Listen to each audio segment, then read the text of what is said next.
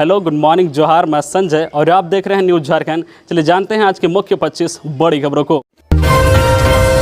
रामगढ़ विधानसभा उपचुनाव को लेकर थमा चुनाव प्रचार का शोर, निषेधाज्ञा जारी। 27 फरवरी को होगी वोटिंग।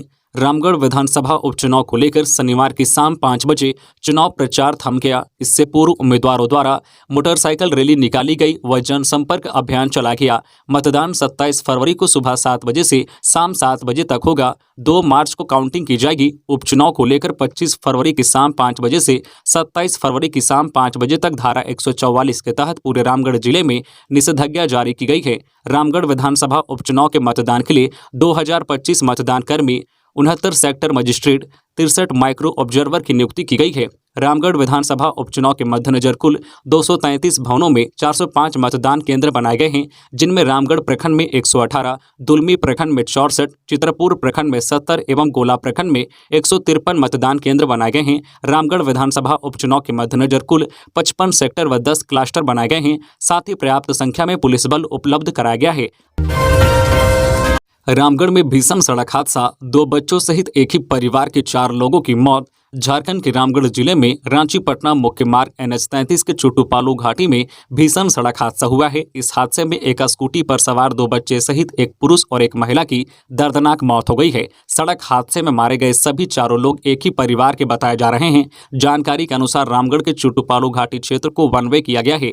गढ़ के मोड़ के पास एक दुर्घटनाग्रस्त ट्रक को हटाने के लिए पूरी घाटी को वन वे कर दिया गया था, जिसके कारण एक ही लाइन में सभी गाड़ियां रामगढ़ से रांची और रांची से रामगढ़ की और आवाजाही कर रही थी। इसी दौरान रांची की ओर से आ रहा एक दूध का कंटेनर अनियंत्रित होकर सामने से आ रही ऑटो और स्कॉर्पियो को टक्कर मारते हुए स्कूटी सवार पूरे परिवार को अपनी चपेट में ले लिया। यही नहीं, कंटेनर हादसे के बाद करीब 100 मीटर तक स्कूटी सहित पूरे परिवार को घसीटता रहा। इस हादसे में 2 बच्चे, एक महिला और स्कूटी चला रहे युवक की दर्दनाक मौत हो गई। कंटेनर में से संपर्क करने का प्रयास कर रही है। इस हादसे के कारण चुटुपालू घाटी में भीषण जाम लग गया। इस जाम को हटाने में पुलिस को घंटों मशक्कत करना पड़ा। पुलिस ने मृतक के परिजनों से संपर्क करने का प्रयास कर रही है। प्रारंभिक तौर पर बताया जा रहा है कि मृतक रांची के होटवार के रहने वाले हैं। स्वास्थ्य मंत्री से वार्ता के बाद NHM अनुबंध कर्मियों की हड़ताल समाप्त। 38 दिनों से राजभवन के समक्ष थे आंदोलनरत। झारखंड अनुबंधित पारा चिकित्सा कर्मचारी संघ और झारखंड राज्य NRHM NMJNM कर्मचारी संघ के बैनर तले राज्य भर के करीब 8000 पारा मेडिकल कर्मचारी 38 दिनों से हड़ताल पर थे। वहीं शनिवार को नेपाल हाउस स्थित विकास आयुक्त के सभागार में स्वास्थ्य मंत्री बन्ना गुप्ता की अध्यक्षता में बैठक हुई। बैठक में अनुबंध कर्मियों के प्रतिनिधि भी शामिल हुए। इस दौरान सहमति बनी कि वर्तमान में प्रभावी वर्ष 2018 में पारा चिकित्सा कर्मियों की नियुक्ति नियमावली का अध्ययन कर नियमानुसार कार्मिक प्रशासनिक सुधार तथा राजभाषा विभाग, विधि विभाग एवं वित्त विभाग से सहमति प्राप्त होने की स्थिति में नियुक्ति नियमावली में आवश्यक संशोधन कर नियमानुसार कार्यवाही की जाएगी। इस फैसले के बाद अनुबंध कर्मियों ने हड़ताल समाप्ति की घोषणा कर दी। वहीं स्वास्थ्य मंत्री बन्ना गुप्ता ने कहा है कि सभी विषयों पर बातचीत हुई है, मांगों पर गंभीरता पूर्वक विचार किया गया है। समायोजन को लेकर उचित निर्णय लेने का निर्देश विभाग को दिया गया है। रामगढ़ में 48 घंटे के लिए बंद हुई शराब की दुकानें। रामगढ़ विधानसभा क्षेत्र उपचुनाव के मद्देनजर शनिवार शाम 5 बजे से ही रामगढ़ जिले में शराब की सभी दुकानें बंद हो गई है। निर्वाचन आयोग के निर्देश के आलोक में रामगढ़ DC ने यह आदेश जारी कर दिया है। उन्होंने बताया है कि 48 घंटे तक शराब की दुकानें नहीं खुलेंगी। मतदान के दिन 27 फरवरी की शाम 5 बजे के बाद ही शराब दुकानों को खोला जाएगा। DC ने बताया है कि मतदान समाप्ति के 48 घंटे पूर्व से ही रामगढ़ जिले में ड्राई डे घोषित कर दिया गया है। इस अवधि में किसी होटल, भोजनालय, मधुशाला, दुकान में या किसी अन्य निजी या सार्वजनिक स्थान में कोई भी स्पिरिट युक्त मादक लीकर या वैसे ही प्रकृति का अन्य पदार्थ ना तो विक्रय किया जाएगा और ना दिया जाएगा और ना ही वितरित किया जाएगा। खबरों में आगे बढ़ने से पहले आपसे रिक्वेस्ट है कि अगर आप चैनल को सब्सक्राइब नहीं किए हैं तो प्लीज चैनल को सब्सक्राइब करके बेल आइकन प्रेस कर दे, जिससे आपको झारखंड की हर छोटी बड़ी खबर का अपडेट आप तक पहुंचता रहे। चलिए बढ़ते हैं खबरों की ओर। हंगामेदार होगा झारखंड विधानसभा का बजट सत्र। भाजपा ने सरकार को घेरने की बनाई रणनीति। झारखंड विधानसभा का बजट सत्र हंगामेदार होने के आसार हैं। 27 फरवरी से शुरू हो रहे विधानसभा सत्र के पहले दिन से ही यह देखने को मिलेगा। सदन में सरकार को घेरने में जुटी प्रमुख विपक्षी दल भारतीय जनता पार्टी ने इसके लिए 27 फरवरी को दिन के 1 बजे विधायक दल की बैठक बुलाई है। भाजपा प्रदेश अध्यक्ष दीपक प्रकाश के नेतृत्व में होने वाली विधायक दल की बैठक में रणनीति पर मुहर लगेगी। हालांकि इससे पहले पार्टी ने एजेंडा तय कर सरकार को सदन में घेरने की रणनीति बना ली है, जिसके तहत वित्तीय अराजकता, कानून व्यवस्था, महिला उत्पीड़न, भ्रष्टाचार जैसे मुद्दे पर भाजपा सरकार को घेरने की कोशिश करेगी। सीएम आवास घेरने पहुंचे 1600 सीएचओ को जाकिर हुसैन पार्क के पास पुलिस ने रोका, कहा अब पूर्ण हड़ताल पर जाएंगे। पूरे राज्य से लगभग 1600 सीएचओ शनिवार को अपने पूर्व निर्धारित कार्यक्रम के अनुसार मुख्यमंत्री आवास का घेराव करने पहुंचे थे। वह जाकिर हुसैन पार्क के पास इकट्ठा हुए थे। इसके बाद सभी आगे बढ़ ही रहे थे कि पुलिस ने उन्हें रोक दिया। इसके बाद सीएचओ राजभवन के पास ही धरना देने बैठ गए। बता दें कि हेल्थ एंड वेलनेस सेंटर में मरीजों की सेवा से लेकर स्वास्थ्य विभाग की फ्लैगशिप योजनाओं को इन्हीं सीएचओ के द्वारा धरातल पर उतारा जाता है। इनकी मुख्य मांग है पद सृजन, सेवा नियमितीकरण, मानदेय और प्रोत्साहन राशि का समायोजन, अतिरिक्त कार्यों से मुक्ति, महिला सामुदायिक स्वास्थ्य पदाधिकारियों की सुरक्षा और स्थानांतरण नीति को लागू करना। राज्यपाल सीपी राधाकृष्णन ने रक्षा मंत्री राजनाथ सिंह से की मुलाकात। झारखंड के नवनियुक्त राज्यपाल सीपी राधाकृष्णन ने शनिवार को रक्षा मंत्री राजनाथ सिंह से मुलाकात की है। यह मुलाकात किस कारण से हुई है फिलहाल यह स्पष्ट नहीं है, लेकिन इससे शिष्टाचार मुलाकात कहा गया है। यह मुलाकात दिल्ली में हुई है। इस मुलाकात को लेकर राजनाथ सिंह ने भी ट्वीट कर लिखा है कि आज नई दिल्ली में झारखंड के नवनियुक्त राज्यपाल सीपी राधाकृष्णन से मुलाकात हुई। मैं उनके आगे की फलदायी कार्यकाल की कामना करता हूं। बता दें कि पिछले शनिवार को ही उन्होंने झारखंड के राज्यपाल के रूप में शपथ ली है। गिरिडीह में बासी मछली खाने से दर्जन भर बच्चे फूड पॉइजनिंग के हुए शिकार। डॉक्टर के नहीं रहने पर लोगों ने किया हंगामा।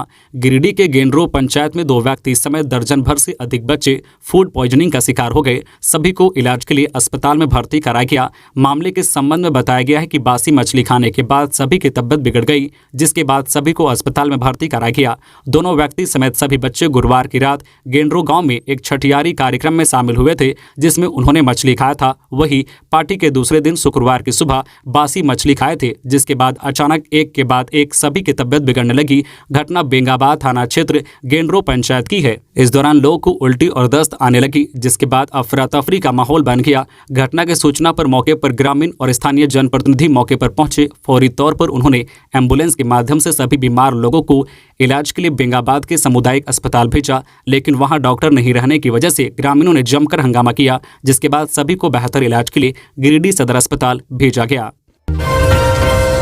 G20 समिट डेलीगेट्स के स्वागत के लिए रांची एयरपोर्ट पर महिलाओं ने बनाई रंगोली। 1 मार्च को मनेगा दीपोत्सव। सांसद संजय सेठ ने रांची में आयोजित होने वाली G20 समिट को लेकर रांची के विभिन्न संगठनों से अपील की थी कि सभी संगठन रांची को स्वच्छ व सुंदर बनाने में अपना योगदान दे। उसी के तहत हिंदू महिला समिति एवं श्री डोरंडा महावीर मंडल के नेतृत्व में रांची एयरपोर्ट पर G20 भारत है तैयार, रांची है तैयार, हम भी हैं तैयार थीम पर एयरपोर्ट के 3 स्थानों पर रंगोली बनाई गई है। सांसद संजय सेठ ने बताया कि रांची रेलवे स्टेशन व हटिया रेलवे स्टेशन सहित विभिन्न जगहों पर आए अतिथियों के स्वागत में विभिन्न संगठनों द्वारा रंगोली बनाई जाएगी। 1 मार्च को रांची के सभी चौक चौराहों पर स्थापित प्रतिमा की साफ सफाई की जाएगी और शाम में दीप जलाकर दीपोत्सव मनाया जाएगा। सांसद संजय सेठ ने रांची के सभी मार्केटिंग कॉम्प्लेक्स व होटल मालिकों से अपने होटल में विद्युत सज्जा करने व होटल के आगे गमला लगाने व साफ सफाई रखने की अपील की है। उन्होंने प्रशासन से सभी टेम्पो चालक को ड्रेस कोड में रहने, कम से कम गाड़ी का हॉर्न का उपयोग करने व यातायात व्यवस्था सुनिश्चित करने को कहा है। लोहरदगा में करंट लगने से किसान की मौत, सिंचाई के दौरान हुआ हादसा। जिला में बिजली की चपेट में आने से अक्सर लोगों की मौत हो जाती है। खासकर सिंचाई के दौरान किसान ऐसे हादसों का शिकार हो जाते हैं। लोहरदगा में एक बार फिर ऐसा ही मामला सामने आया है, जहां बिजली की चपेट में आने से एक किसान की जान चली गई। घटना की सूचना मिलने के बाद सदर थाना की पुलिस भी मौके पर पहुंची। मामला लोहरदगा सदर थाना क्षेत्र के भटखिजरी गांव का है, जहां किसान विलियम कुजूर अपने खेत में फसलों के पटावन के लिए गया हुआ था। सिंचाई के लिए उसने मोटर लगा रखा था। इसी दौरान अचानक वह बिजली की चपेट में आ गया और मौके पर ही उसकी मौत हो गई। कई घंटों तक घर वापस नहीं लौटने पर विलियम कुजूर की बेटी ने खेत में जाकर देखा तो अपने पिता को मृत पाया, जिसके बाद आसपास के खेत में काम कर रहे लोगों से मदद ली गई। बिजली विभाग को सूचना देकर बिजली आपूर्ति बंद कराई गई, जिसके बाद विलियम को घर लाया गया, लेकिन उसकी मृत्यु हो चुकी थी। रिम्स पहुंचे विधायक इरफान अंसारी, कहा बदहाल स्थिति से मुख्यमंत्री को कराएंगे अवगत। जामताड़ा के विधायक इरफान अंसारी शनिवार सुबह राज्य के सबसे बड़े सरकारी अस्पताल रिम्स पहुंचे। वहां मरीजों से मिले, उनकी समस्याओं को सुना, बातचीत की। रिम्स की बदहाल स्थिति को देखकर वह काफी चिंतित हुए। उन्होंने कहा कि हमारी सरकार में रिम्स की ऐसी हालत देखकर आश्चर्य हूं। ज्यादा कुछ नहीं कहूंगा, लेकिन इस चिंताजनक स्थिति से मुख्यमंत्री हेमंत सोरेन को अवगत कराऊंगा। आपको बता दें कि रिम्स की स्थिति वाकई बेहद खराब है।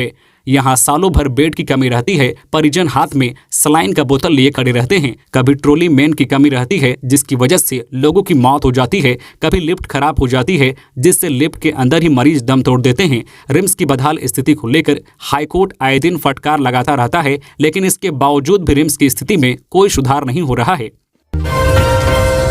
पश्चिमी सिंहभूम से 6 हार्डकोर नक्सली गिरफ्तार। पश्चिमी सिंहभूम पुलिस को नक्सलियों के खिलाफ सर्च अभियान में बड़ी सफलता हाथ लगी है। पुलिस ने इस मामले में 6 हार्डकोर नक्सलियों को गिरफ्तार किया है। इनमें बोज हेम्ब्रम उर्फ किशुन हेम्ब्रम, डुबराज हेम्ब्रम उर्फ डुबराज, तूरी देवगम, पाल सिंह हेम्ब्रम, दामू कोड्डा उर्फ जुड़ू कोड़ा व बीर सिंह उर्फ छोटा कोड्डा शामिल है। इनके पास से डेटोनेटर व जिलेटिन बरामद किया गया है। नक्सलियों की गिरफ्तारी के बाद पुलिस अधीक्षक आशुतोष शेखर ने शनिवार की शाम अपने कार्यालय कक्ष में प्रेस कॉन्फ्रेंस कर यह जानकारी दी।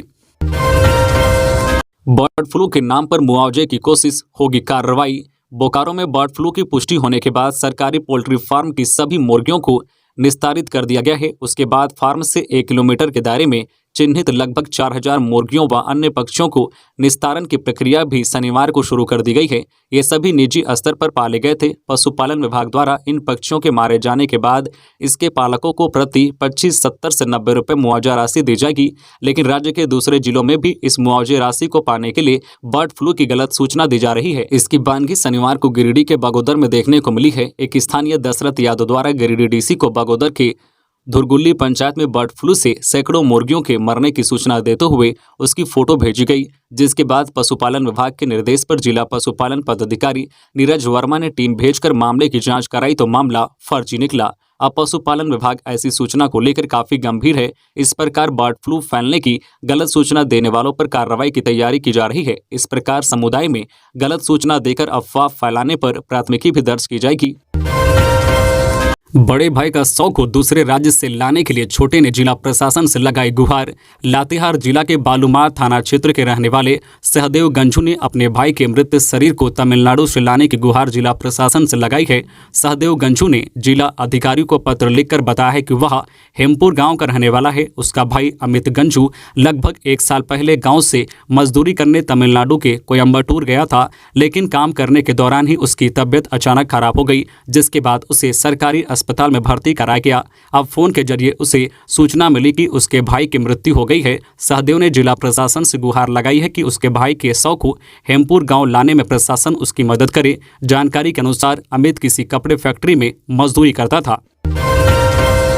एनडीए की गूंज रामगढ़ के कोने कोने तक दे रही सुनाई। रिकॉर्ड मतों से मिलने वाली है जीत, सुदेश महतो। रामगढ़ विधानसभा उपचुनाव को लेकर वोटिंग 27 फरवरी को होना है। इसे लेकर राजनीतिक पार्टियों में सरगर्मी तेज है। उपचुनाव के लिए शनिवार को चुनाव प्रचार के आखिरी दिन आजसू पार्टी के केंद्रीय अध्यक्ष सुदेश कुमार महतो ने कहा है कि एनडीए की गूंज रामगढ़ के कोने कोने तक सुनाई दे रही है। उन्होंने कहा है कि लोगों का प्यार और स्नेह देखकर हम पूर्ण विश्वास के साथ यह कह सकते हैं कि रामगढ़ में एनडीए सबसे बड़ी जीत दर्ज करेगा। उन्होंने कहा है कि रामगढ़ हमारे सुख दुख का साथी रहा है। हमारी संवेदना यहाँ से जुड़ी है। घर घर में हमारे शुभचिंतक हैं। यहाँ आजसू एक पार्टी नहीं बल्कि हर वर्ग का सहयोगी है। वही उन्होंने कहा है कि सिर्फ रामगढ़ ही नहीं बल्कि संपूर्ण झारखंड परिवर्तन की राह पर है। जो काम पिछले 4 उपचुनाव में नहीं हुआ वह इस बार रामगढ़ में होने वाला है। रामगढ़ उपचुनाव में सत्ता की नाकामियों, उसकी करतूतों पर यहाँ की जनता करारा प्रहार कर उसे सबक सिखाने के लिए तैयार है। झारखंड विधानसभा बजट सत्र 2023 का काउंटडाउन शुरू। 17 कार्य दिवस में पेश होंगे कई विधेयक। वित्त वर्ष 2022-23 की तरह वित्त वर्ष 2023-24 का बजट भी 3 मार्च को ही सदन पटल पर रखा जाएगा। 2022 का बजट सत्र भी 17 दिन का था। वर्तमान सत्र भी 17 दिन का ही है। ऐसा पहली बार होगा जब बतौर वित्त मंत्री रामेश्वर उरांव 4थी बार बजट पेश करेंगे। इससे पहले लगातार 5 बार बजट पेश करने का रिकॉर्ड पूर्व सीएम शाह वित्त मंत्री रघुवर दास के नाम था। अब सवाल है कि पिछले वित्त वर्ष की तुलना में आने वाले बजट में क्या खास होगा। इसका खुलासा तो 3 मार्च को ही होगा, लेकिन जानकारों का कहना है कि सरकार लोक लुभावन मुद्दों पर ज्यादा फोकस करेगी। जानकार कहते हैं कि पिछले साल सीएम से जुड़े ऑफिस ऑफ प्रॉफिट और ईडी की कार्रवाई के बाद यहां की राजनीति में कड़वापन का लेप चढ़ा है। सरकार जनता के विश्वास पर खरा उतरने की कोशिश में नियोजन, स्थानीयता, आरक्षण, ओपीएस समेत कई बड़े फैसले ले चुकी है। यह अलग बात है कि नियोजन नीति हाईकोर्ट की चौखट पर धाराशाही हो गई। इसको नया रूप देकर सरकार विवादों को पाटना चाहेगी। जाहिर सी बात है कि राज्य में नियोजन की प्रक्रिया रोकने के लिए सरकार को जिम्मेदार ठहराकर विपक्ष घेरने की पूरी कोशिश करेगा। साथ ही अपनी ही सरकार से नाराज चल रहे झामुमो विधायक लोबिन हेम्ब्रम और चमरा लिंडा नई मुसीबत खड़ी कर सकते हैं। G20 होली और शब ए बारात को लेकर अलर्ट पर रांची पुलिस, एसएसपी ने जारी किए खास निर्देश। राजधानी में होने वाली G20 देशों की बैठक के अलावा होली और शब ए बारात जैसे पर्व त्योहारों को लेकर रांची पुलिस पूरी तरह से अलर्ट मोड में आ गई है। शनिवार को रांची एसएसपी ने सुरक्षा व्यवस्था को लेकर जिले के सभी डीएसपी और थानेदारों के साथ बैठक की। इस बैठक में G20 होली और शब ए बारात की सुरक्षा को लेकर आवश्यक निर्देश दिए गए। G20 देशों की बैठक को लेकर रांची पुलिस पूरी तरह से सतर्क हो चुकी है। देश विदेश से आने वाले मेहमानों के स्वागत और सुरक्षा को लेकर तैयारियां अंतिम चरण में हैं। 1 मार्च से लेकर 4 मार्च तक राजधानी की सुरक्षा हर तरह से चाक चौबंद रहेगी। इस दौरान रांची एसएसपी किशोर कौशल ने शनिवार को शहरी और ग्रामीण सभी थानादारों के साथ महत्वपूर्ण बैठक की। बैठक के दौरान थानेदारों को निर्देश दिया गया है कि वह अपने अपने क्षेत्र में लगातार भ्रमणशील रहेंगे। शहर में हर दिन नियमित अपने देखरेख में वाहन चेकिंग अभियान चलाएंगे। 4 पहिया वाहनों पर भी विशेष निगरानी रखने की हिदायत दी गई है। बैठक में एसएसपी ने लंबित कांडों के निष्पादन को लेकर भी थानेदारों को निर्देश दिए। अब तक पूजा सिंघल के खिलाफ नहीं दर्ज हुई प्राथमिकी, ईडी ने दोबारा राज्य सरकार को भेजा रिमाइंडर। निलंबित आईएएस पूजा सिंघल के खिलाफ अब तक प्राथमिकी दर्ज नहीं हुई है। इसको लेकर ईडी ने फिर से राज्य सरकार को रिमाइंडर भेजा है और पूछा है कि अब तक पूजा सिंघल के खिलाफ प्राथमिकी क्यों नहीं दर्ज हुई है। बता दें कि विधि विभाग की तरफ से सहमति मिल गई है। मनी लॉन्ड्रिंग के तहत जांच के बाद जो तथ्य सामने आए थे, उसके बाद ही राज्य सरकार से भ्रष्टाचार निरोधक अधिनियम के तहत केस दर्ज करने की सरकार से अनुशंसा की गई थी। विधि विभाग से सहमति मिलने के बाद भी केस दर्ज नहीं हुआ, इसलिए ईडी ने सरकार को दूसरी बार पत्र लिखा है। वाहन चेकिंग अभियान के दौरान बाइक सवार अपराधियों ने हवलदार को रौंदा, अस्पताल में भर्ती। पलामू में शुक्रवार की रात वाहन चेकिंग अभियान के दौरान बाइक सवार अपराधियों ने एक हवलदार को रौंद दिया। मामला देवरी ओपी थाना क्षेत्र का है, जहां पलामू एसपी के निर्देश पर वाहन चेकिंग अभियान चलाया जा रहा था। इस दौरान बाइक सवार 3 युवकों ने हवलदार दुर्गा मांझी को रौंद दिया। हालांकि इसके बाद तीनों बाइक सवार खुद भी गिर गए। पुलिस ने उन्हें गिरफ्तार कर लिया है। वही घायल हवलदार को अस्पताल में भर्ती कराया गया है। फिलहाल हवलदार की स्थिति ठीक है। हाईटेंशन तार की चपेट में आया युवक, पुलिस ने अधजला 100 किया बरामद। कुंटी जिला के तपकारा थाना क्षेत्र अंतर्गत लोहाजिमी जंगल से पुलिस ने अधजला 100 बरामद किया है। 100 की शिनाख्त लोहाजिमी गांव के रहने वाले 30 वर्षीय अनुपम गुड़िया के रूप में की गई है। जंगल किनारे खेत में हाईटेंशन टावर के नीचे 100 पड़े होने की जानकारी चारवाहों ने पुलिस को दी थी। चारवाहों से मिली सूचना पर पुलिस मौके पर पहुंची, जिसके बाद जांच में पाया गया कि हाईटेंशन टावर में चढ़ने के दौरान शख्स करंट की चपेट में आ गया। हाईटेंशन के 1,25,000 वोल्ट से ही शख्स का शरीर जल गया और मौके पर ही उसकी मौत हो गई। सूचना मिलने पर बिजली विभाग के अधिकारी भी घटनास्थल पर पहुंचे। बिजली विभाग के अधिकारियों ने बताया है कि देर रात हाईटेंशन लाइन में अचानक जर्क मिला था, जिसके कारण कुछ देर के लिए लाइन बाधित हो गई थी, लेकिन मामूली जर्क होने के कारण लाइन क्लियर कर दी गई। भगत के रूप में की गई है। तो ये थी आज की झारखंड की टॉप बड़ी खबरें। इसी तरह झारखंड की हर छोटी बड़ी खबर देखने के लिए आप हमारे चैनल न्यूज झारखंड चैनल को सब्सक्राइब करके बेल आइकन प्रेस कर दीजिए, जिससे आपको झारखंड की हर छोटी बड़ी खबर का अपडेट आप तक पहुंचता रहे। तो आज के लिए बस इतना ही, हमें दीजिए इजाजत, फिर मिलते हैं नेक्स्ट न्यूज में।